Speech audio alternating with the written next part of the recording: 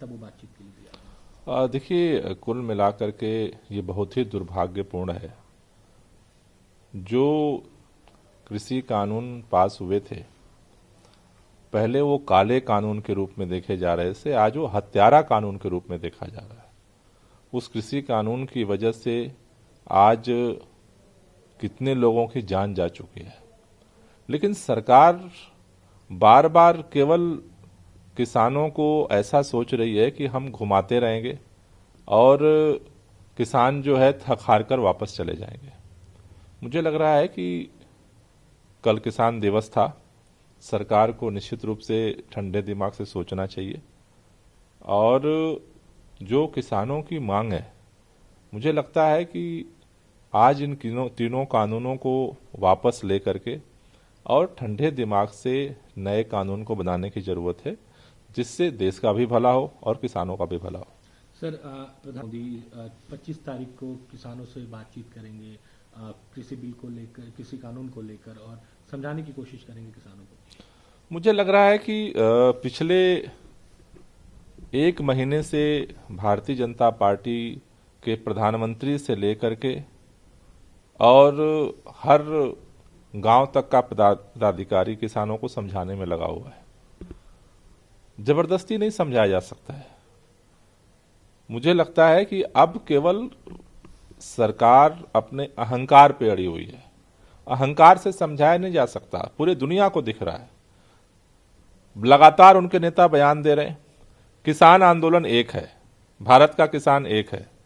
कहते हैं कि ये किसान खालिस्तानी है, वो कहते हैं कि ये पाकिस्तानी इनको बैक कर रहे हैं, फिर कहते हैं ये चाइना वाले बैक कर रहे हैं, फिर कहते हैं आतंकवादी, फिर कहते हैं नक्सलाइट, फिर कहते हैं वामपंथी।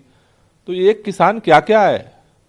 तो मुझे लग रहा है कि जो सरकार जो कोशिश कर रही है किसानों को बदनाम करने की, डिले टैक्टिक्स जो अपना रही है, मुझे लग रहा है उससे कोई फायदा होने वाला नहीं है। किसान जिस तरह से आज देश के अंदर खड़ा हुआ है, लगातार देश भर में आंदोलन फैल रहा है और भारतीय जनता पार्टी की केंद्र सरकार और खासतौर से मैं माननीय प्रधानमंत्री जी से निवेदन करना चाहता हूं, खुले मन से जो अपनी जान की बाजी लगा के किसान बैठे हैं उनसे बात करिए। ये जो इधर उधर दाएं बाएं जो तीर चलाने की कोशिश हो रही है, इससे समाधान नहीं निकलेगा। आमने सामने बैठिए, बात करिए और मुझे लगता है कि इसका समाधान निकालना चाहिए। लंबे समय तक इसको डिले करना ये देश के लिए ठीक नहीं है। सर, राहुल गांधी 2 करोड़ किसानों के सिग्नेचर को भी लेकर राष्ट्रपति को सौंपेंगे इस कानून के खिलाफ। देखिए, आज पूरा देश किसानों के साथ है और जो लोग भी किसानों के साथ हमदर्दी रखते हैं, क्योंकि किसान हर पार्टी को सपोर्ट करता है, किसान से ही देश चलता है। तो मुझे लगता है कि हर जो लोग भी सच्चे मन से किसान हित में खड़े हैं, उन्हें किसानों का समर्थन करना चाहिए। और मुझे लगता है कि सबसे पहले तो सरकार को करना चाहिए। सरकार कह रही है कि भाई सबके किसान आंदोलन के पीछे सारे लोग हैं। मुझे लगता है सरकार को, प्रधानमंत्री जी को इसका क्रेडिट लेना चाहिए। कल प्रधानमंत्री जी खुले मन से किसानों से बात करें, बिल वापस करें और एमएसपी को लेकर के जो कानून बनाना है उसकी प्रक्रिया शुरू करें। मुझे लगता है कि सरकार के पास सबसे ज्यादा अवसर है इस किसानों के हित में खड़ा होने का। सरकार उसको चूक रही है और मुझे लगता है गलत बयानी करके वो सोच रही है कि इस आंदोलन को खत्म किया जा सकता है। मुझे लगता है कि यह असंभव है। सरकार को आज नहीं तो कल इसका हल निकालना पड़ेगा। सर, अगर राजनीतिक पार्टियों की बात करें तो कल सिंघू बॉर्डर पर टीएमसी के जो सांसद है वो पहुंचे और किसान नेताओं से मुख्यमंत्री ममता बनर्जी की उन्होंने बात कराई। इसको कैसे देखते हैं? देखिए, मैंने जैसा कहा कि पूरे देश भर से किसानों को पॉलिटिकल पार्टियों का समर्थन है, जो तमाम ऐसे जो बुद्धिजीवी हैं उनका समर्थन है, तमाम जो सेंसिटिव लोग हैं, जो सामाजिक कार्यकर्ता हैं उनका समर्थन है। वो समर्थन क्यों है?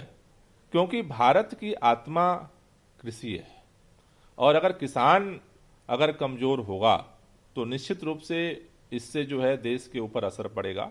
और ये चीज जिस तरह से दृढ़ता के साथ शांतिपूर्वक तरीके से तमाम बदनामियों को, तमाम सरकार के उकसावे को, आरोपों को बर्दाश्त करके किसान अपने आंदोलन को शांतिपूर्वक चला रहे हैं इस ठंड के महीने में, मुझे लगता है कि ये उनको सलाम करना चाहिए।